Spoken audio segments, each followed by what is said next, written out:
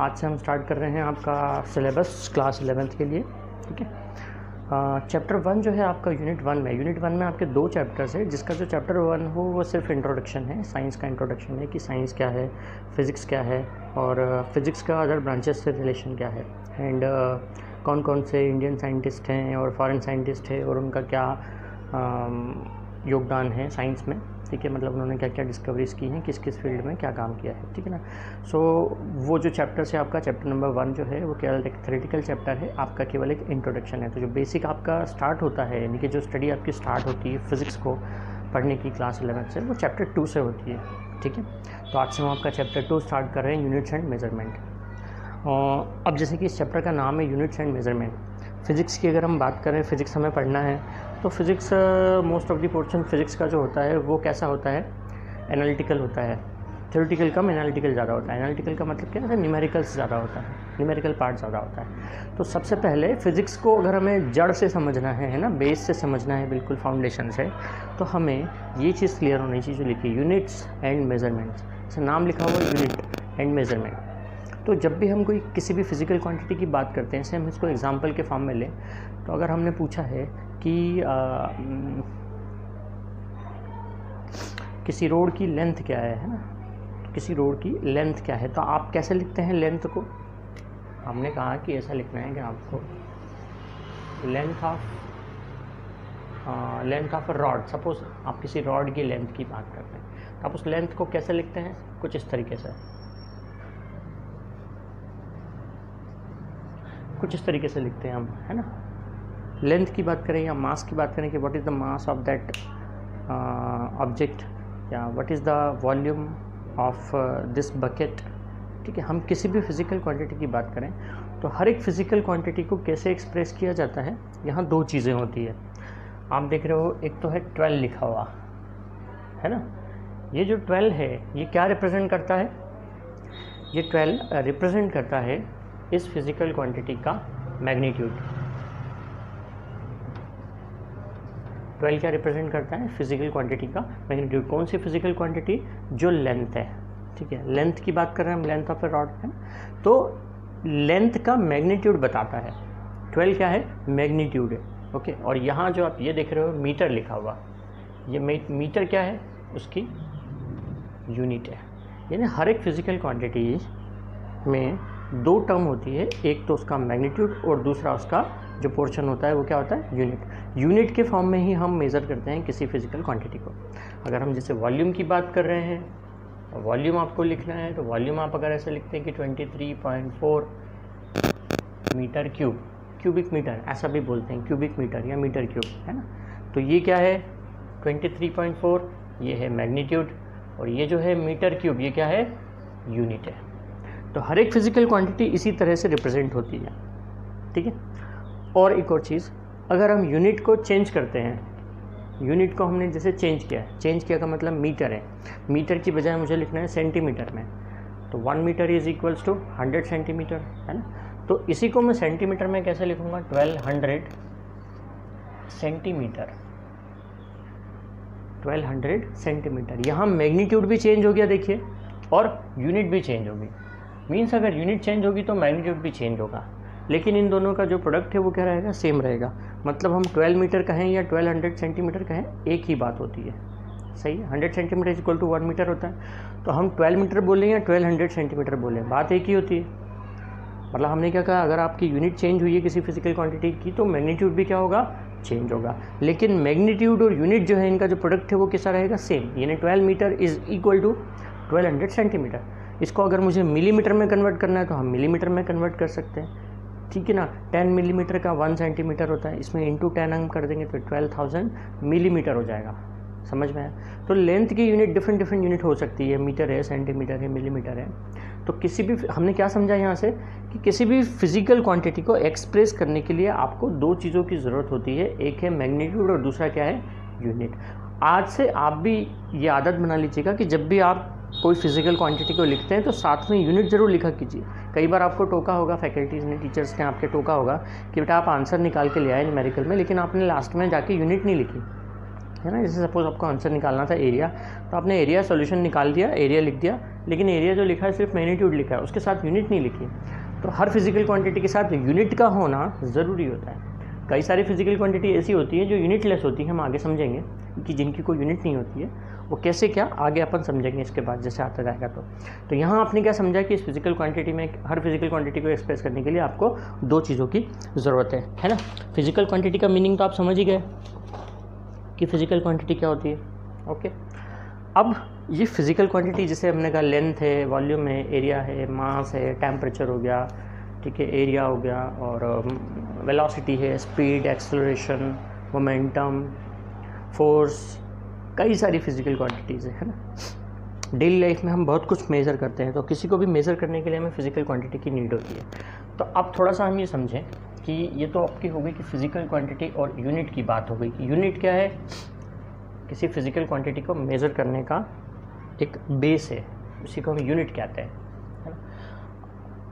ये बिल्कुल fundamental physics है, फंडामेंटल साइंस है एक तरीके से कहा जाए तो। ये केवल फिजिक्स में ही नहीं है, केमिस्ट्री, बायोलॉजी, सब में एक चीज़ कॉमन ही है, यूनिट्स एंड मेजरमेंट, ठीक है।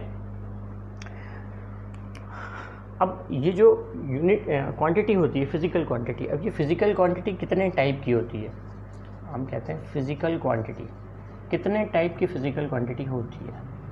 तो फिजिकल क्वांटिटी ये दो टाइप की होती है, एक होती है फंडामेंटल क्वांटिटी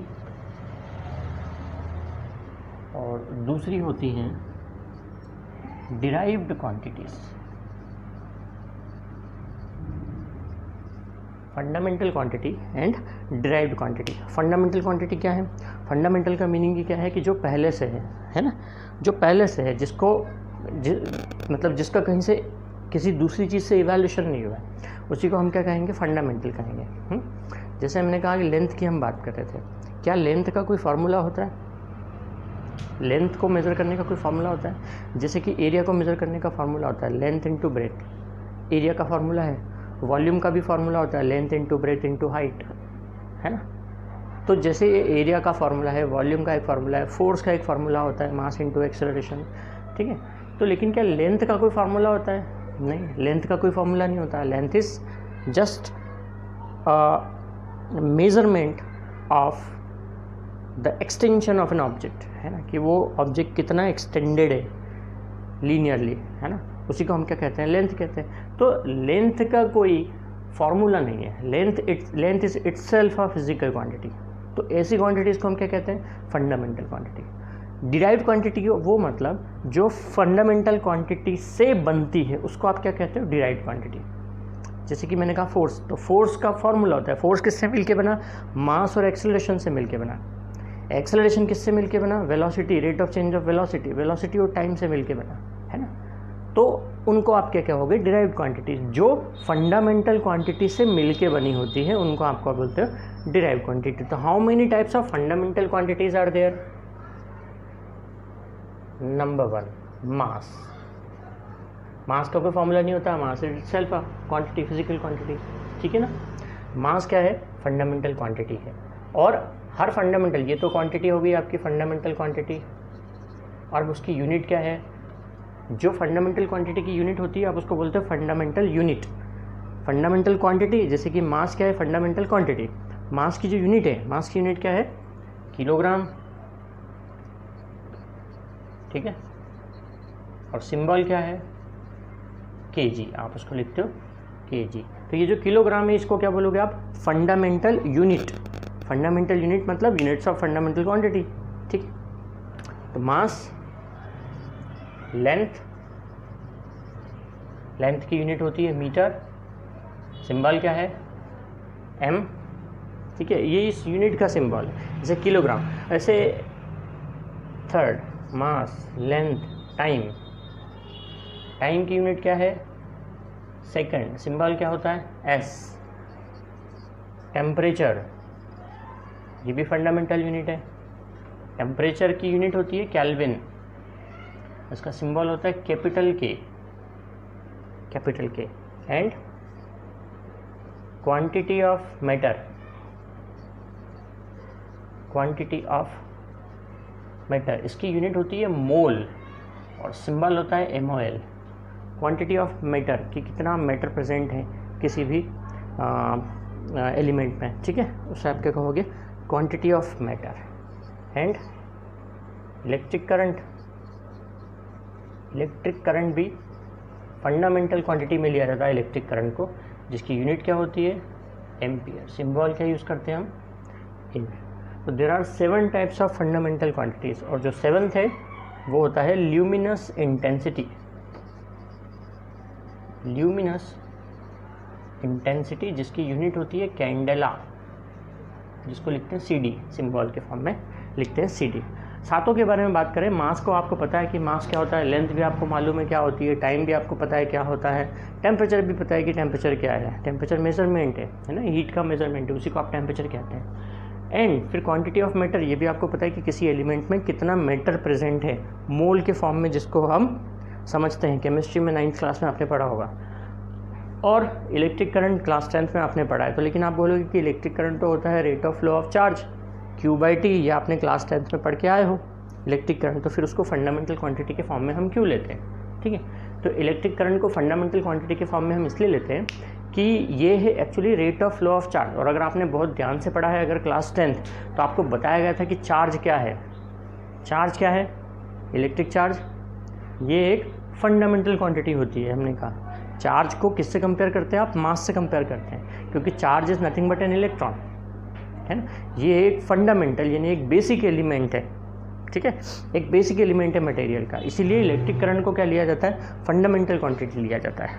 और लास्ट में है ल्यूमिनस इंटेंसिटी। ल्यूमिनस इंटेंसिटी का मतलब क्या होता है कि ल्यूमिनस ऑब्जेक्ट तो आपने पढ़ा ही है, क्या होता है ल्यूमिनस ऑब्जेक्ट, लाइट चैप्टर में पढ़ा होगा, है ना।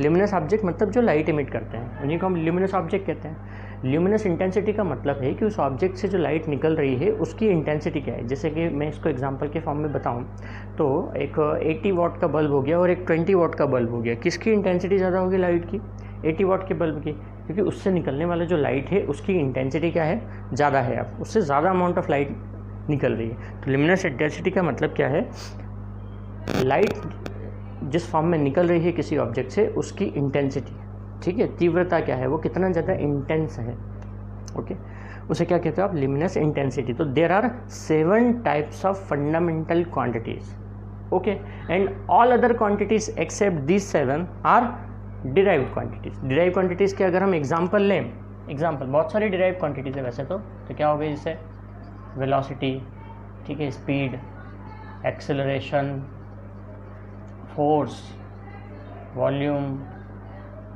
मोमेंटम, प्रेशर, कई सारी, बहुत सारी हो सकती हैं, जितनी भी अदर फिजिकल क्वांटिटीज़ हैं, इन 7 को छोड़ के उनको आप क्या कहते हो, डिराइव्ड क्वांटिटीज़। लेकिन इन 7 के अलावा 2 टाइप की और क्वांटिटीज़ होती है जिनको हम कहते हैं supplementary quantities. Apart from these 7 fundamental quantities there are 2 supplementary quantities.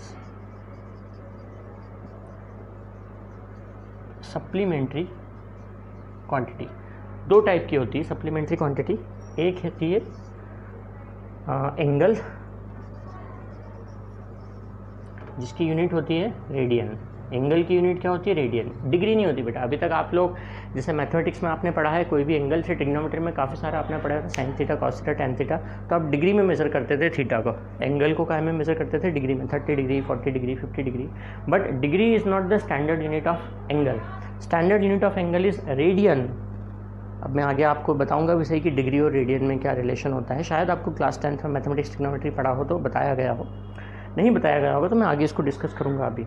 तो एंगल क्या है, पहली सप्लीमेंट्री क्वांटिटी है। एंगल आपको पता ही है कि क्या होता है। इस एंगल को, जिस एंगल को आप अभी समझते हो एंगल का मतलब जो है, उसको एक्चुअली बोलते हैं प्लेन एंगल। इसे क्या कहते हो आप एक्चुअली, प्लेन एंगल। और दूसरा होता है सॉलिड एंगल, सेकंड है सॉलिड एंगल। इसकी ऐसा यूनिट होती है स्टेरेडियन। सॉलिड एंगल की ऐसा यूनिट होती है स्टेरेडियन। तो 2 टाइप के एंगल होते हैं, एक है प्लेन एंगल, दूसरा है सॉलिड एंगल। अभी तक आप जो एंगल वर्ड समझते थे उसको प्लेन एंगल कहते हैं। मैं यहाँ पे आपको रफ करके बताता हूँ डिराइव क्वांटिटी के, यहाँ पे बताता हूँ आपको। देखिए, 2 स्ट्रेट लाइन के बीच में जो एंगल बनता है उसको आप बोलते हो plane angle. This theta, this is plane angle, ये जो अभी तक आप समझते थे। दो स्ट्रेट लाइन के बीच में जो एंगल बन रहा है उसको आप क्या कहते हो, प्लेन एंगल, या दो प्लेन के बीच में जो एंगल बन रहा है उसको भी आप क्या कहते हो, प्लेन एंगल। जैसे मैं एग्जांपल के फॉर्म में समझाऊं अगर, तो ये कॉपी का क्या है, एक प्लेन है, एक प्लेन ये हो गया, ये देखिए एक प्लेन ये हो गया जिसको मैं हाथ में पकड़ा हूँ ऊपर ये, और दूसरा प्लेन ये नीचे का हो गया, बेस हो गया, ठीक है।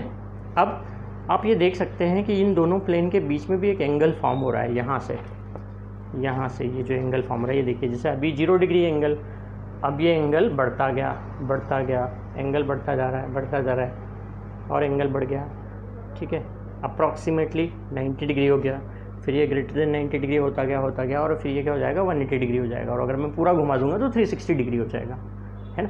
तो ये दो प्लेन के बीच का एंगल है, दो स्ट्रेट लाइन के बीच का एंगल भी हो सकता है। तो यानी दो स्ट्रेट लाइन या दो प्लेन के बीच का जो एंगल अभी तक आप समझते थे ना, उसी को आप क्या कहते हो, प्लेन एंगल कहते हो, जिसकी यूनिट होती है रेडियन, ठीक है, डिग्री नहीं है, रेडियन होती है। दूसरा होता है सॉलिड एंगल।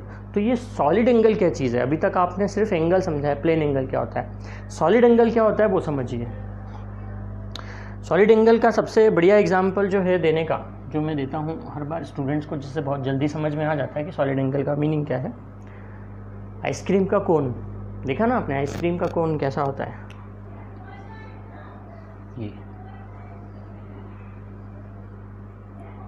ये सबसे बढ़िया एग्जांपल है सॉलिड एंगल का। अब इसमें सॉलिड एंगल कहाँ है बताता हूँ। जब कोई एक पर्टिकुलर सरफेस किसी पॉइंट पे अपनी बाउंड्री से जो एंगल सबटेंड करता है, गोल, ये हो गया सरफेस एक पर्टिकुलर, इसको मैंने शेड कर दिया, ये एक सरफेस है। ये सरफेस जब इस पॉइंट पे अपनी बाउंड्री से, मैंने क्या कहा था, बाउंड्री से ही, ये सर्कुलर है इसकी बाउंड्री। अगर हम आइसक्रीम के कोन की बात करें तो उसकी जो बाउंड्री होती है ऊपर की वो सर्कुलर होती है, ठीक है। तो इसकी ये जो सर्कुलर बाउंड्री से अगर आप हर एक लाइन को इस पॉइंट पे क्या कर दें, मिला दें चारों तरफ से, इधर से भी, पीछे से भी, सब तरफ से, तो यहाँ पे ये जो गोल बनता है ना एंगल, इसको आप क्या कहते हो, सॉलिड एंगल। और इसको हम ओमेगा से रिप्रेजेंट करते हैं। ये सिंबल होता है ओमेगा, ठीक है, ओमेगा का सिंबल होता है। तो अगर ये बहुत ही छोटा सा एंगल है तो इसको डी ओमेगा लिखते हैं। देखिए कैलकुलस में अगर कोई बहुत ही स्मॉल क्वांटिटी है, infinitely small quantity, very small quantity, तो उसके आगे डी लगा दिया जाता है, डी ओमेगा, यानी वेरी स्मॉल एंगल। एंगल की बात कर रहे हैं तो वो ओमेगा है, ठीक है। डी थीटा यानी very small angle, D x मतलब एक्स की बहुत ही छोटी सी वैल्यू, ठीक है, उसके आगे डी लगा होता है। तो अभी यहाँ समझे कि आप सॉलिड एंगल क्या है, कोन का अपर हेमिस्फेरिकल सरफेस, हेमिस्फेरिकल होता है वो अपर हेमिस्फेरिकल सरफेस एक सिंगल पॉइंट पे, किसी भी पॉइंट पे अपनी बाउंड्री से जो एंगल बनाता है वो गोल अंदर का, उसको आप क्या कहते हैं, सॉलिड एंगल। तो ये जो था ये एक सिमेट्रिकल सरफेस था, बिल्कुल आपको पता था कि ये हेमिस्फेरिकल सरफेस है, एक जैसा चारों साइड से। सरफेस किसी भी शेप का हो सकता है, ऐसा भी हो सकता है सरफेस, ये। अब ये एक सरफेस किसी एक पॉइंट पे, अगर यहाँ मान लिया कि यहाँ एक पॉइंट है, इस पॉइंट पे चारों साइड से बाउंड्री से ये एंगल अगर जो बना रहा है, मैं पीछे से भी एक ले रहा हूँ, एक लाइन अगर सपोज पीछे से आ रही है, तो ये जो एंगल वो बना रहा है, इस एंगल को आप क्या कहते हो, solid angle. Understood what is solid angle? आपका पिक्चर माइंड में क्लियर हो जाना चाहिए ना, कि किसी भी शेप का एक सरफेस हो सकता है। ये देखिए मैंने ये एग्जांपल ले लिया कि ये एक क्लॉथ है, इसको अगर मैं ऐसे, ऐसा एक सरफेस बन गया, अब इसकी सरफेस की ये जो बाउंड्री है, ये अगर किसी पॉइंट पे जो एंगल बनाएगी नीचे, तो वहाँ जो वो गोल एंगल बनेगा उसको आप क्या कहते हो, सॉलिड एंगल। और उसकी यूनिट क्या है, स्टेरेडियन, स्टेरेडियन, ठीक। चलिए, तो आपको ये सप्लीमेंट्री क्वांटिटी भी समझ में आ गई कि प्लेन एंगल क्या है, सॉलिड एंगल क्या है। So there are 7 fundamental quantities, namely mass, length, time, temperature, quantity of matter, electric current, luminous intensity. आप कॉपी और पेन लेकर के बैठा कीजिए और लेक्चर में हर चीज़ जो मैं बता रहा हूँ उसको ड्रॉ करते जाइए, लिखते जाइए कीजिएगा। चाहो तो आप वीडियो को पॉज करके फिर आप लिख सकते हो, ठीक है। कई बार वीडियो को सुन भी सकते हो, सबसे अच्छी बात ये होगी। और अब ये सारी 7 क्वांटिटीज़ नेक्स्ट लेक्चर के पहले आपको याद होनी चाहिए, है ना। नेक्स्ट लेक्चर जो भी आप देखो, जो भी मेरा नेक्स्ट लेक्चर है इसके बाद, उसके पहले आपको 7 क्वांटिटी और ये नीचे की दोनों सप्लीमेंट्री क्वांटिटी विथ यूनिट आपको याद होनी चाहिए, ठीक है। तो there are 7 fundamental quantities, mass, length, time, temperature, quantity of matter, electric current, luminous intensity, ठीक है। ये सातों आपको याद होना चाहिए, और 2 supplementary quantity, plane angle and solid angle. तो यहाँ तक आपको समझ में आ गया कि फंडामेंटल यूनिट्स क्या होती हैं और डिराइव्ड यूनिट्स क्या होती हैं। डिराइव्ड क्वांटिटी की यूनिट्स को आप क्या करोगे, डिराइव्ड यूनिट्स। एग्जाम्पल पूछा जाए तो आप कई सारे एग्जाम्पल लिख सकते हो, है ना। अब हम आगे बढ़ते हैं, इसको मैं रफ कर रहा हूँ, पहले आप लिख लीजिएगा इसको पॉज करके।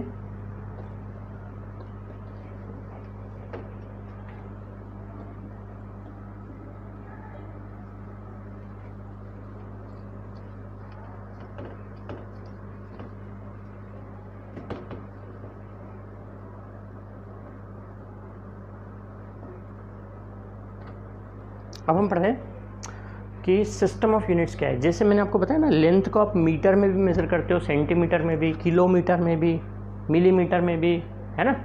वैसे ही मास को किलोग्राम में भी मेज़र करते हैं, ग्राम में भी मेज़र करते हैं, पाउंड में भी मेज़र करते हैं। तो ऐसे कई सारे सिस्टम ऑफ यूनिट्स होते हैं। पहले क्या होता था कि जब इतना कम्युनिकेशन नहीं था कंट्रीज़ के बीच में आपस में, जैसे अभी तो अच्छा खासा कम्युनिकेशन है बिकॉज ऑफ इंटरनेट, ठीक है ना। हम सारी कंट्रीज़ एक दूसरे से अच्छी तरह से कनेक्टेड रहती हैं। लेकिन अगर हम कई सालों पहले की बात करें, 50 साल 60 साल पहले की बात करें, तो इतनी सारी चीज़ें सब नहीं थी, ठीक है। टेलीफोन भी बहुत मुश्किल से हुआ था, करता होगा, ठीक है, नहीं था। टेलीविज़न भी नहीं था दैट टाइम। तो फिर इतना जब कम्युनिकेशन नहीं था, इतना कम्युनिकेशन गैप था, तो डिफरेंट कंट्रीज़ में डिफरेंट सिस्टम ऑफ यूनिट्स चलती थी। अभी हम यहाँ बता रहे हैं सिस्टम ऑफ यूनिट्स, कितने टाइप के सिस्टम होते हैं यूनिट के। यानी कि जो बेसिक क्वांटिटी है ना, 7 तरह की हमने बताया, 7 तरह की फंडामेंटल क्वांटिटी है। फंडामेंटल क्वांटिटी 7 तरह की। अब इन 7 टाइप की फंडामेंटल क्वांटिटी में से भी इम्पॉर्टेंट, यानी जो ज़्यादातर यूज़ में आती है, ठीक है, जिसको हम कह रहे हैं कि बेसिक जो क्वांटिटीज़ सबसे ज़्यादा जो यूज़ में आती हैं, वो कौन कौन सी हैं। मास है, लेंथ है और टाइम है। हर जगह कई सारी बहुत सारी डिराइव्ड क्वांटिटीज़ जो है वो इन्हीं तीनों से मिलकर बनती है। कौन कौन सी, मास, लेंथ और टाइम। टेम्परेचर का रोल बहुत कम आता है, जब भी हम थर्मोडायनेमिक्स की बात करते हैं तभी टेम्परेचर का रोल आता है कहीं पे। ल्यूमिनस इंटेंसिटी, वैसे ही आपने तो शायद पहली बार ही नाम सुना होगा ल्यूमिनस इंटेंसिटी, 10th तक तो कभी नाम भी नहीं सुना होगा। क्वांटिटी ऑफ मैटर ज़्यादातर केमिस्ट्री में हम यूज़ करते हैं, केमिकल्स में यूज़ करते हैं, ठीक है। तो इसका मतलब जो इन सातों हैं, सातों में से केवल 3 क्वांटिटी ऐसी है जो ज़्यादातर यूज़ में आती है, और वो होती है मास, लेंथ और टाइम। तो जो सिस्टम ऑफ यूनिट्स हैं वो कितने टाइप के होते हैं, उसमें से पहला टाइप है, उसको बोलते हैं आप MKS system. MKS system. MKS की फुल फॉर्म क्या है, M for metre, K for kilogram and S for second. The system in which length is measured in metre, mass is measured in kilogram, time is measured in second is called MKS system. समझ में आ गया आपको अच्छे से, है ना। दूसरा system होता है CGS system. C for centimetre, G for gram and S for second. The system in which length is measured in centimeter, mass is measured in gram and time is measured in second is called CGS system. तीसरा होता है FPS system. F for feet, P for pound and S for second. The system in which length is measured in feet, mass is measured in pound, time is measured in second is called FPS system. तो ऐसे कई तरह के system चला करते थे, जिसमें से बेसिकली 3 सिस्टम ये हैं, MKS, CGS और FPS। फिर बाद में क्या हुआ, जब कम्युनिकेशन स्टेबल हुआ कंट्रीज़ के बीच में, आपस में इंपोर्ट एक्सपोर्ट स्टार्ट हुआ, ठीक है ना, खास करके आपस में जो है इकोनॉमिकली कंट्रियाँ जुड़ने लगी, ठीक है, मतलब व्यापार होने लगा आपस में कंट्रीज़ के बीच में। तो फिर कई सारे कॉन्फ्लिक्शंस आने लगे कि उनका सिस्टम कुछ और है मास को मेज़र करने का, हमारा सिस्टम कुछ और है मास को मेज़र करने का, ठीक है ना। इसीलिए एक इंटरनेशनल सिस्टम बना दिया गया जिसको बोलते हैं SI सिस्टम। अभी तक आप 10th तक लिखते थे ना SI यूनिट, CGS यूनिट, तो ये SI वही है, SI वो ही है, system of international system of units, ठीक है, जिसको शॉर्ट में हम बोलते हैं SI सिस्टम। ठीक है। अब इस एसआई सिस्टम, ये जो एसआई सिस्टम है ये एक्चुअली एमकेएस का ही डेवलप्ड फॉर्म है, एमकेएस का ही डेवलप्ड फॉर्म है। एसआई सिस्टम में भी मास को जो है आप किलोग्राम में मेज़र करते हैं, लेंथ को मीटर में मेज़र करते हैं और टाइम को सेकंड में मेज़र करते हैं, मतलब जैसा एमकेएस में किया करते थे आप, ठीक है ना। बट कुछ और जो यूनिट्स हैं उनको थोड़ा सा चेंज कर दिया गया और मॉडिफाई कर दिया गया और उसका नाम क्या रख दिया गया, SI system, international system of unit. तो आप समझ गए कि एसआई सिस्टम क्या है। और स्टैंडर्डली हम हर फिजिकल क्वांटिटी को एसआई सिस्टम में ही एक्सप्रेस करते हैं, यानी जो फंडामेंटल क्वांटिटीज़ है उनकी यूनिट किलोग्राम मीटर सेकेंड यही होती है। जो मैंने आपको 7 फंडामेंटल क्वांटिटीज़ लिखी थी उनकी जो मैंने यूनिट लिखी है वो एसआई यूनिट्स ही लिखी है, उन एसआई यूनिट्स को ही फंडामेंटल यूनिट्स कहते हैं, ठीक है। तो आपको ये समझ में आ गया कि एसआई सिस्टम क्या है, अंडरस्टूड। अगर कोई डाउट हो इसके अंदर, आपको कोई कुछ क्वेश्चन पूछना हो तो आप चैट वाला जो ऑप्शन होता है ऐप का उसमें पूछ सकते हैं, ठीक है। तो सिस्टम ऑफ यूनिट्स क्या है ये आपको अच्छे से समझ में आ गया है ना। फंडामेंटल क्वांटिटीज़ क्या होती है वो भी आपको समझ में आ गया अच्छे से। अब थोड़ा सा इस चैप्टर में हम आगे बढ़ते हैं, इसको मैं रफ करता हूँ। इस पूरे चैप्टर में हमको बस मेज़रमेंट ही समझना है, एक्चुअली मेज़रमेंट को ही पढ़ना है। फिजिक्स में मेज़रमेंट कितने टाइप का होता है, कैसे होता है मेज़रमेंट, किस क्वांटिटी का मेज़रमेंट कैसे होता है ना। तो अभी अपन समझते हैं मेज़रमेंट ऑफ लेंथ, लेंथ का मेज़रमेंट कैसे होता है। अब आप बोलोगे कि सर लेंथ का मेज़रमेंट का मतलब क्या, लेंथ तो ऐसे ही मेज़र कर लेते हैं हम, एक स्केल लिया नाप लिया है ना, एक रस्सी ली, रस्सी को नाप लिया, फिर रस्सी को गोल गोल करके देख लिया कि कितने सीटर कितने मीटर की है, कितने सेंटीमीटर की है ना। लेकिन ऐसा नहीं होता है एक्चुअली। रियल लाइफ में अगर हम लेंथ को मेज़र करते हैं ना, अगर मैं आपको एक एग्जांपल बताऊं कि अगर आपसे पूछा जाए कि इस पेन की लेंथ क्या है, तो आप अपनी स्केल लोगे जो आपके बॉक्स में होती है, उससे इसको मेज़र करके बता दोगे। आपसे बोलेंगे कि आपके घर की लेंथ और विड्थ क्या है, तो वो एक टेप आती है गोल गोल करके है ना, मेज़र करने वाली मेजरिंग टेप जो आती है, उस मेजरिंग टेप से जो मकान बनाने वालों के पास में भी होती है ना, तो वो 2-3 टाइप की आती है वो टेप, उस टेप से आप अपने मकान की लेंथ और विड्थ मेज़र कर सकते हो या हाइट मेज़र कर सकते हो। उस टेप से बता दिया आपने, उस टेप से मेज़र करके। इवन अगर आपसे बोला जाए कि आपकी कॉलोनी का रोड कितना लंबा है, तो भी आप उसी टेप का यूज़ कर लेते हो, ठीक है। 3-4 बार में करके आप उस लेंथ को मेज़र कर लेते हो। लेकिन आपने कभी ये सोचा कि यहाँ से अर्थ से सन की डिस्टेंस को मेज़र कर लिया गया, तो कैसे मेज़र कर लिया गया? अर्थ से सन तक टेप लेके गए क्या, या स्केल से नापा क्या, है ना, या अर्थ से मून की डिस्टेंस क्या है, या प्लैनेट्स के बीच की आपस में क्या डिस्टेंसेस हैं, इन डिस्टेंसेस को हमने कैसे मेज़र करा, या ये कैसे मेज़र कर लिया कि अभी अभी बिल्कुल न्यूज़ में चल रहा है कि एक ब्लैक होल मिला है हमको, अर्थ के बिल्कुल करीब एक ब्लैक होल है ना, कुछ लाख किलोमीटर दूर पे। तो कैसे पता चल गया कि ये इतने लाख किलोमीटर डिस्टेंस पे ब्लैक होल है? तो ऐसी जो डिस्टेंसेस होती हैं ये एस्ट्रोनॉमिकल डिस्टेंसेस है। एस्ट्रोनॉमिकल डिस्टेंसेस मतलब वेरी लार्ज डिस्टेंसेस है ना। तो इनको कैसे मेज़र कर लिया गया, इन डिस्टेंसेस को कैसे मेज़र करते हैं, इस टॉपिक में हम वही सब कुछ समझने वाले हैं। तो लेंथ को मेज़र करने के 2 तरीके होते हैं। एक तो होता है डायरेक्ट मेथड, जो आप जानते हो, स्केल से मेज़र कर ली, ठीक है, वो टेप से मेज़र कर लिया, है ना, इसको हम बोलते हैं डायरेक्ट मेथड। या जैसे ये जो चीज़ें होती है, पेन की लेंथ हो गई, मैंने मकान की लेंथ विड्थ बताया आपको, किसी वायर की लेंथ का मेज़र करना, टेबल की लंबाई चौड़ाई क्या है वो देखना, या आपकी हाइट क्या है ये देखना, है ना।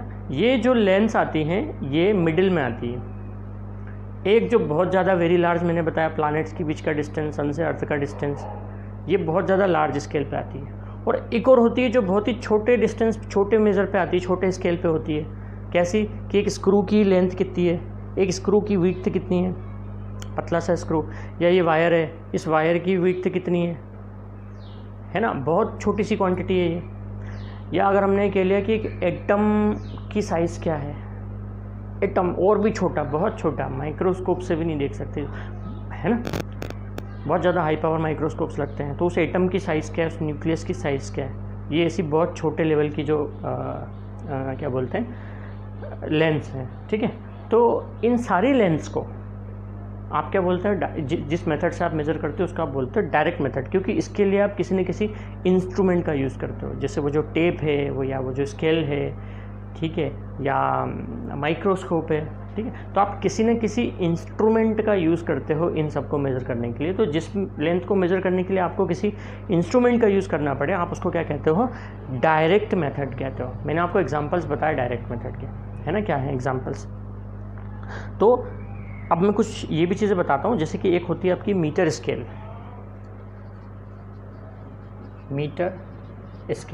मीटर स्केल की रेंज क्या होती है, मतलब किस रेंज से किस रेंज तक आप मेज़र कर सकते हो मीटर स्केल के थ्रू। तो 10⁻³ मीटर से लेकर के 10⁻² मीटर तक मेज़र करना चाहिए हमको मीटर स्केल से। 10⁻³ मीटर, ठीक है, मतलब 0.001 मीटर। आप उसको सेंटीमीटर में कन्वर्ट कर सकते हो। तो मीटर स्केल से आप इस रेंज में लेंथ को क्या कर सकते हो, मेज़र कर सकते हो। स्टैंडर्डली आपको इसी रेंज में मेज़र करना चाहिए मीटर स्केल से। दूसरा होता है आपका वर्नियर कैलिपर्स बोलते हो जिसको, वर्नियर कैलिपर्स। ये वर्नियर कैलिपर्स क्या है, अगर आप जब स्कूल खुल जाएंगे आपके लेबोरेटरी में आप जाओगे, एक्सपेरिमेंट आपके फिज़िक्स में जो एक्सपेरिमेंट हैं वो करोगे, तो वर्नियर कैलिपर्स आपके कॉम्ब होता है ना, कॉम्ब आप करते हो वैसा एक छोटा सा इतना बड़ा सा एक इंस्ट्रूमेंट होता है वर्नियर कैलिपर्स। कॉम्ब के जैसा होता है, उसमें 2 जॉज होते हैं नीचे की साइड, ठीक है, ऐसे जॉज होते हैं। तो वर्नियर कैलिपर्स से कौन सी लेंथ को मेज़र किया जाता है, मैंने बताया ऐसे पेन की विड्थ क्या है, इसको मेज़र करना है। लेंथ को तो आप स्केल से मेज़र कर सकते हो, लेकिन विड्थ को कर सकते हो क्या मेज़र, स्केल से मेज़र होएगा ही नहीं, बहुत एरर आएगी, मतलब आप एरर आएगी जो भी बताओगे आंसर उसमें। इसकी जो गोलाई है ना, उसको आप स्केल से मेज़र नहीं कर सकते, उसके लिए वर्नियर कैलिपर्स का यूज़ होता है, ठीक है। वर्नियर कैलिपर्स एक इंस्ट्रूमेंट। तो किसी ऑब्जेक्ट का जो डायामीटर है, डायामीटर भी एक तरह की लेंथ ही होती है क्योंकि उसकी भी यूनिट मीटर ही होती है ना। तो डायामीटर है तो डायामीटर से रेडियस आ जाएगी, यानी कि मोटाई क्या है उसकी, ठीक है, थिकनेस क्या है, ये वायर की निकालना है कि थिकनेस क्या है, कोई स्क्रू है वो कितना मोटा है। तो ऐसी जो बारीक जो लेंथ होती है, छोटी जो लेंथ होती है, उनकी गोलाई जो मेज़र करना होती है ना हमको, कि बॉल है अगर सपोज एक, तो उस बॉल की डायामीटर क्या है वो अगर आपको देखना है तो वर्नियर कैलिपर्स का यूज़ करेंगे। यही आपके एक्सपेरिमेंट में भी है, ठीक है, प्रैक्टिकल में भी है, आप करोगे प्रैक्टिकल स्कूल में आपको करवाएंगे तो, ठीक है। तो वर्नियर कैलिपर्स की जो रेंज होती है, ठीक है, अब वो ऑब्वियसली ये बहुत छोटी डिस्टेंसेस जो है वो उसको मेज़र करता है। इसकी जो रेंज होती है जो आपको मेज़र करना चाहिए वो होती है अप टू 10⁻⁻⁴ मीटर। भाई 10⁻³ मीटर तक की तो आप मीटर स्केल से मेज़र कर लोगे, इससे भी छोटी 10⁻⁴ मीटर तक की जो लेंथ हो उनको मेज़र करना चाहिए हमें वर्नियर कैलिपर्स से। तीसरा होता है स्क्रू गेज। स्क्रू गेज जैसे नाम में लिखा है स्क्रू, और भी बहुत छोटे से होते हैं स्क्रू। तो उन स्क्रूज़ की लेंथ, उन स्क्रूज़ की विड्थ, ये वायर की जो विड्थ है ये बहुत छोटी है, ठीक है, ये इससे भी छोटी है। आपकी पेन की जो रिफ़िल होती है, बॉल पेन की जो रिफ़िल होती है वो भी ऐसी होती है, छोटी सी पतली सी। तो उसकी विड्थ निकालना कि कितना मोटा है ये, वो स्क्रू गेज से हम मेज़र करते हैं। और इसकी जो लिमिट होती है वो और भी छोटी होती है, अप टू 10⁻⁵ मीटर। तो स्क्रू गेज से आप 10⁻⁵ मीटर तक का भी एक्यूरेटली क्या कर सकते हो, मेज़र कर सकते हो। तो इन सबसे जो भी आप लेंथ मेज़र करते हो इन डिवाइसेस से, ठीक है, ये किसके अंडर आती है, डायरेक्ट मेथड के अंडर आती है, क्योंकि ये इंस्ट्रूमेंट्स है, इनसे आप डायरेक्टली मेज़र कर सकते हो कि क्या क्या लेंथ है। ओके, अब दूसरी होती है इनडायरेक्ट मेथड। अब इनडायरेक्ट मेथड क्या यूज़ होती है, एस्ट्रोनॉमिकल डिस्टेंसेस को मेज़र करने के लिए इनडायरेक्ट मेथड यूज़ होती है। यहाँ से सन की डिस्टेंस, यहाँ से मून की डिस्टेंस, ठीक है, मार्स से डिस्टेंस अर्थ की कितनी है, गैलेक्सी की क्या डिस्टेंस है, हमारी गैलेक्सी से दूसरी गैलेक्सी उसकी क्या डिस्टेंसेस है। तो ये जो एस्ट्रोनॉमिकल डिस्टेंसेस है, यानी वेरी लार्ज डिस्टेंसेस है, इनको हम इनडायरेक्ट मेथड से फाइंड करते हैं। अब इनडायरेक्ट मेथड क्या होती है,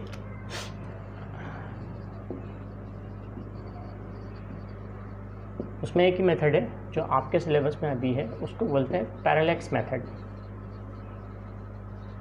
क्या बोलते हैं, parallax method. This is important, ये आपके स्कूल एग्जामिनेशन में पूछी जा सकती है, पैरेलैक्स मेथड क्या है या पैरेलैक्स क्या होता है, ठीक है। पैरेलैक्स को समझ लीजिए पहले कि क्या होता है पैरेलैक्स, फिर हम इसके ऊपर आते हैं। देखिए, आप भी मेरे साथ साथ ये एक्सपेरिमेंट कर सकते हैं बैठे बैठे। आप एक पेन को लीजिए हाथ में, अपनी लेफ़्ट आई को क्लोज करके इस पेन को देखें राइट आई से, फिर राइट आई को क्लोज करके लेफ़्ट आई से देखें। ऐसा 3-4 बार कीजिए।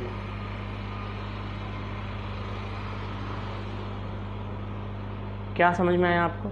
ये पेन की जो पोजीशन है वो आपको ऐसी दिखती है, जब आप एक आंख से देखते हो इधर से तो यहाँ दिखता है, इधर से देखते हो तो यहाँ दिखता है, इधर से देखते हो तो यहाँ दिखता है, इधर से देखते हो तो यहाँ दिखता है। ऐसे शिफ्ट होती है इसकी पोजीशन।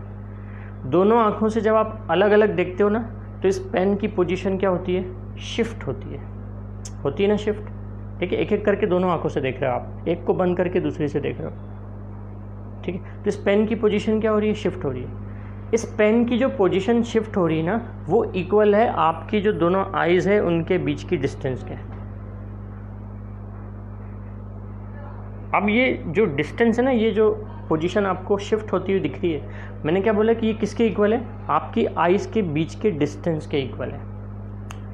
इसी ट्रिक का यूज़ किया जाता है यहाँ से किसी प्लैनेट की डिस्टेंस को मेज़र करने के लिए। अगर हम अर्थ पे से ही सपोज यहाँ से अर्थ पे से एक ऑब्जेक्ट को देख रहे हैं, किसी भी प्लैनेट को देख रहे हैं, है ना, दो अलग अलग पॉइंट्स है, यहाँ से देखा पहले, फिर यहाँ से देखा, है ना, तो उसकी उसी प्लैनेट को, एक ही प्लैनेट को देखा हमने, तो इसे आप क्या कहते हो, पैरेलैक्स। ये जो होता है इसे आप कहते हो बेस। ये क्या कहलाता है, बेस। सपोज ये ए और बी दो पॉइंट है और ये एस पर सन हो गया जैसे सपोज। ठीक है, तो ये जो अर्थ के ऊपर ही आप दो डिफरेंट पॉइंट्स से सन को ऑब्जर्व किया आपने, डिफरेंट पॉइंट से कुछ डिस्टेंसेस पे। ये डिस्टेंस लार्ज होनी चाहिए, बहुत छोटी नहीं होनी चाहिए। ठीक है, अदरवाइज एक्यूरेट रिजल्ट्स नहीं आएंगे। और वैसे भी जो रिजल्ट्स होते हैं वो एकदम एक्यूरेट नहीं होते हैं, अप्रॉक्सीमेटली होते हैं वो। ठीक है, अप्रॉक्सीमेटली होते हैं। तो अर्थ पे ही दो डिफरेंट पोजीशन से आपने क्या किया, जिस भी प्लैनेट की डिस्टेंस को मेज़र करना है आपको, उस प्लैनेट को ऑब्जर्व किया टेलीस्कोप से ऑब्वियसली। ठीक है, और आपको अर्थ पे जिन दो पॉइंट से आपने मेज़र किया था उनके बीच का डिस्टेंस तो पता होता ही है, वैसे भी वो तो बड़ा आसान है निकालना, डिस्टेंस क्या है डायरेक्टली। तो इस डिस्टेंस को हम कहते हैं बेस। अब ये इस डिस्टेंस को आप मान लीजिए डी, जितना ये डिस्टेंस होगा उतना ही ये होगा, डी डिस्टेंस होगा। ठीक है, अगर आप इस एंगल को मेज़र कर सकते हैं, ऑब्वियसली आपसे मेज़र हो जाएगा, ये एंगल मेज़र हो जाता है टेलीस्कोप से, इन दो पॉइंट के बीच का ये दो लाइट रह गई तो ये एंगल कितना बना। ठीक है, ये एंगल आसानी से मेज़र हो जाता है। तो फार्मूला क्या होता है, angle is equal to arc upon radius. एक फार्मूला होता है, अगर आपको कभी मैथ्स में आया हो, समझ कहीं बताया हो किसी ने, angle is equal to arc upon radius, यानी theta is equals to B upon D. आपको मेज़र करना है डी, कि डी डिस्टेंस क्या है, ये अर्थ है आपकी, आपने अर्थ पे ही दोनों पॉइंट अर्थ पे ही हैं, तो आप ए एस और बी एस ये दोनों क्या होंगे, इक्वल होंगे, ए एस और बी एस। ठीक है, तो अगर आपको डी निकालना है तो डी इक्वल टू कैसे आ सकता है, बी अपॉन थीटा करके आ सकता है। ठीक है, क्योंकि ये जो थीटा होगा ये वेरी स्मॉल होगा, थीटा की वैल्यू बहुत ही छोटी होती है, ये वेरी स्मॉल होती है, तो डी की वैल्यू आ जाएगी बी अपॉन थीटा करके। बी आपके लिए नोन है, दोनों पॉइंट के बीच का डिस्टेंस अर्थ पे जहाँ से आपने क्या करा, ऑब्जर्व करा है। तो इस मेथड को हम क्या कहते हैं, पैरेलैक्स मेथड कहते हैं। और ये जो शिफ्ट है ना, पैरेलैक्स नाम इसी का है, दोनों आंखों से अलग अलग देखने पे इसकी पोजीशन शिफ्ट हो जाती है ना सॉरी, इसी शिफ्ट को क्या कहते हैं हम, पैरेलैक्स कहते हैं। तो पैरेलैक्स मेथड क्या है, समझ में आ गई। अब पैरेलैक्स मेथड दो बातों के लिए यूज़ की जाती है, एक तो डिस्टेंसेस मेज़र करने के लिए, ठीक है, कि डिस्टेंस क्या है, क्योंकि देखिए अगर आपने अर्थ से मार्स की डिस्टेंस पता कर ली, अर्थ से जुपिटर की डिस्टेंस पता कर ली, तो दोनों को सब्ट्रैक्ट करके आप मार्स से जुपिटर के बीच की डिस्टेंस आराम से निकाल सकते हो। ठीक है, अर्थ से मून की डिस्टेंस हमने ऐसे ही निकाली, सन की डिस्टेंस हमने ऐसे ही निकाली, लेकिन अभी मैं थोड़ा सा कुछ आपको चीज़ें बताता हूँ। जैसे ये डिस्टेंस तो हमने अभी निकाली, हनुमान चालीसा कब से है, बहुत सालों से है, कई सालों से, कई सौ साल, कई हज़ार साल से। ये सारी डिस्टेंसेस तो बाद में अभी हमारे साइंटिस्टों ने पता लगाई है ना। हनुमान चालीसा में एक दोहा है ना, युग सहस्त्र योजन पर भानु, युग सहस्त्र योजन, इन सब का अगर आपस में मल्टीप्लाई करें, युग सहस्त्र योजन पर भानु, भानु का मतलब होता है सूर्य। ठीक है, तो युग सहस्त्र योजन, एक युग की डिस्टेंस, एक सहस्त्र मतलब हज़ार होता है, एक योजन, ठीक है, योजन मतलब एक लेंथ की यूनिट योजन होती है। मुझे ये नहीं पता एक योजन में कितने मीटर होते हैं, ठीक है, लेकिन अगर इन दोनों का मल्टीप्लाई किया जाए तो यहाँ से सन के बीच की डिस्टेंस के इक्वल आता है वो। मतलब उस टाइम में ये किसने लिखी थी, तुलसीदास ने लिखी थी हनुमान चालीसा ने। उस टाइम में उन्हें पता थी कि अर्थ से सन के बीच की डिस्टेंस क्या है। ऐसी कई चीज़ें मैं आपको अपने लेक्चर्स में बीच बीच में बताता रहूँगा जो बहुत ही अमेजिंग है। ठीक है। मतलब हमारे इंडियन ऋषिज़ और इंडियन ऋषि मुनीज़ और जो पुराने गणितज्ञ थे, ठीक है, उन्होंने बहुत पहले सारी खोजें कर ली थी। हमारे वेदों में, पुराणों में इन सब का जिक्र है, सबका है, और वो हज़ारों साल पहले लिखे हुए हैं, ठीक है। चलो अपन वापस अपने टॉपिक पे आ जाते हैं अभी। तो मैं कह रहा था कि जो पैरेलैक्स मेथड है इसको दो बातों के लिए यूज़ किया जाता है। एक तो डिस्टेंसेस मेज़र करने के लिए, और दूसरा जो हेवनली बॉडीज़ हैं, यानी कि प्लैनेट्स हैं, सन हैं, स्टार्स हैं, एस्ट्रॉइड्स हैं, इनकी साइज़ मेज़र करने के लिए। इनकी जो साइज़ है कि भाई कितने बड़े हैं, साइज़ मतलब इनका डायमीटर निकाल लेंगे आप, डायमीटर से साइज़ पता लग जाएगी कि कितने बड़े हैं साइज़ में, है ना। तो दूसरा ये है कि पैरेलैक्स मेथड से आप डायमीटर फाइंड कर सकते हैं। डायमीटर कैसे फाइंड करेंगे कि सपोज़ एक प्लैनेट है ना, उसके एक एंड को आपने ऑब्जर्व किया पहले टेलीस्कोप से, फिर उसी के दूसरे एंड को आपने ऑब्जर्व किया टेलीस्कोप से। ये देखिए, इस एंड को ऑब्जर्व किया आपने पहले पी पॉइंट से इस प्लैनेट का, या जैसे मून है, मून के इस एंड को आपने ऑब्जर्व किया टेलीस्कोप से, फिर इस एंड को ऑब्जर्व किया टेलीस्कोप से, ठीक है। बीच का एंगल सपोज़ क्या है आपका, वही फाई है।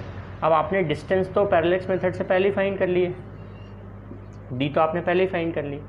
अब आप बी फाइंड कर सकते हैं आसानी से कि फाई इक्वल्स टू क्या होगा, बी अपॉन डी होता है। तो बी इज इक्वल्स टू क्या हो जाएगा, phi into D. Angle equal to arc upon radius, phi equal to B upon D, तो बी इक्वल टू क्या हुआ, फाई इंटू डी। तो क्या आ जाता है, उस प्लैनेट का डायमीटर आ जाता है, या उस एस्ट्रॉइड का या उस हेवनली बॉडी का क्या आ जाएगा, आपको विड्थ आ जाएगा कि कितना चौड़ा है वो। समझ में आ गया आपको। तो ये दो तरह की मेज़रमेंट आप कर सकते हो, किससे, पैरेलैक्स मेथड से कर सकते हो। आपको समझ में आ गया होगा आई थिंक अच्छे से कि क्या है एक्चुअली पैरेलैक्स मेथड। ये चीज़ों को आप नोट कर लीजिएगा, ठीक है। तो लेंथ को मेज़र करने की मेथड्स आपने समझ ली, डायरेक्ट मेथड क्या है और इनडायरेक्ट मेथड क्या है ना। अगेन रिपीट कर देता हूँ, डायरेक्ट मेथड का मतलब जब आप किसी एक इंस्ट्रूमेंट का यूज़ करके लेंथ को मेज़र कर रहे हो, वो डायरेक्ट मेथड है। इनडायरेक्ट मेथड यानी कि ये जो पैरेलैक्स मेथड है, ये होती है आपकी इनडायरेक्ट मेथड। इससे आपने इनडायरेक्टली मतलब बगैर वहाँ पे गए आपने डिस्टेंस क्या कर ली, यहीं से मेज़र कर ली, ठीक है। This is indirect method. अपन समझते हैं कि बहुत ही ज़्यादा जो छोटी डिस्टेंसेस होती है, जैसे मैं बात कर रहा था एटम्स और मॉलिक्यूल की, ठीक है, उनकी डिस्टेंसेस यानी उनकी जो साइज़ है उसको हम कैसे मेज़र करते हैं, ओके। तो उसके लिए यूज़ किया जाता है एक्चुअली माइक्रोस्कोप्स को यूज़ करते हैं, जिसको बोलते हैं आप ऑप्टिकल माइक्रोस्कोप। क्या कहते हैं आप, किसका यूज़ किया जाता है, ऑप्टिकल माइक्रोस्कोप का यूज़ किया जाता है। ऑप्टिक का मतलब क्या होता है, लाइट। ऑप्टिक का मीनिंग होता है लाइट, ठीक है। तो ऑप्टिकल माइक्रोस्कोप में विजिबल लाइट यूज़ की जाती है। विजिबल लाइट मतलब जो 7 कलर से मिलके बनी हुई है, ठीक है, उसको हम यूज़ करते हैं। और विजिबल लाइट का रेंज क्या होता है, अगर 10th क्लास में आपको लाइट चैप्टर पढ़ाया गया है ना, तो अगर थोड़ा ज़्यादा डीप में पढ़ाया गया होगा तो आपको बताया गया होगा कि जो विजिबल लाइट होती है, जिसमें 7 कलर्स मिक्स होते हैं, है ना, जो हम देख सकते हैं अपनी आँखों से, उसकी जो रेंज होती है वो होती है 4000। रेंज ऑफ, मैं लिख रहा हूँ, रेंज ऑफ विजिबल लाइट वो होती है 4000 एंगस्ट्रॉम से 7000 एंगस्ट्रॉम। ये एंगस्ट्रॉम क्या है, ये लेंथ की यूनिट है। 1 एंगस्ट्रॉम इक्वल टू होता है 10⁻⁻10 मीटर। 4000 एंगस्ट्रॉम मतलब 4000 इंटू 10⁻⁻10 कर दो तो वो 4 इंटू 10⁻⁷ मीटर हो जाता है। 4 इंटू 10⁻⁷ मीटर, 4 के पहले 6 जीरो लगा दीजिए आप, इतना छोटा सा मीटर। तो ये रेंज होती है किसकी, विजिबल लाइट की।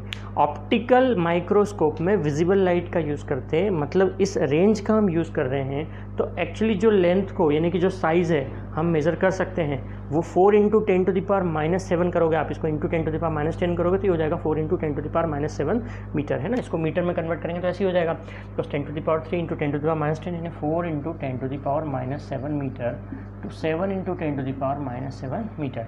इस साइज़ को भी आप क्या कर सकते हो, मेज़र कर सकते हो यूजिंग ऑप्टिकल माइक्रोस्कोप, है ना। तो मॉलिक्यूल्स की साइज़ क्या हो जाएगी, इससे मेज़र हो जाएगी। लेकिन अगर इससे भी छोटी साइज़ को मेज़र करना है, यानी कि एटम की साइज़ को मेज़र अगर हमको करना है, अब एटम में सिर्फ न्यूक्लियस और इलेक्ट्रॉन्स ही होते हैं, ठीक है, तो उसके लिए यूज़ होता है इलेक्ट्रॉन माइक्रोस्कोप। इलेक्ट्रॉन माइक्रोस्कोप जो 0.6 एंगस्ट्रॉम तक की भी छोटी लेंथ को क्या कर सकता है, मेज़र कर सकता है, साइज़ को मेज़र कर सकता है। 0.6 एंगस्ट्रॉम की ऑर्डर मतलब इंटू कर दोगे आप 10⁻⁻10, यानी 6 इंटू हो जाएगा 10⁻⁻11, है ना। 6 इंटू 10⁻⁻11 मीटर तक की साइज़ को भी क्या कर लेगा, मेज़र कर लेगा। कौन? इलेक्ट्रॉन माइक्रोस्कोप, जिसमें इलेक्ट्रॉन का यूज़ होता है ना। तो जो वेरी स्मॉल साइजेस होती हैं उनको किससे मेज़र करते हैं? ऑप्टिकल माइक्रोस्कोप से। ऑप्टिकल माइक्रोस्कोप में विजिबल लाइट का यूज़ होता है ना, साइज़ को मेज़र करने के लिए। इससे आप किसी मॉलिक्यूल की साइज़ को मेज़र कर सकते हो। और इलेक्ट्रॉन माइक्रोस्कोप से आप क्या कर सकते हो, किसी एटम की साइज़ को मेज़र कर सकते हो इलेक्ट्रॉन माइक्रोस्कोप से। इलेक्ट्रॉन माइक्रोस्कोप की रेंज 0.6 एंगस्ट्रॉम तक होती है, और आपके ऑप्टिकल माइक्रोस्कोप की रेंज ये होती है जो हमने आपको लिखा है ना। ये सारी चीज़ें आप नोट कर लीजिएगा ये क्या क्या होती हैं।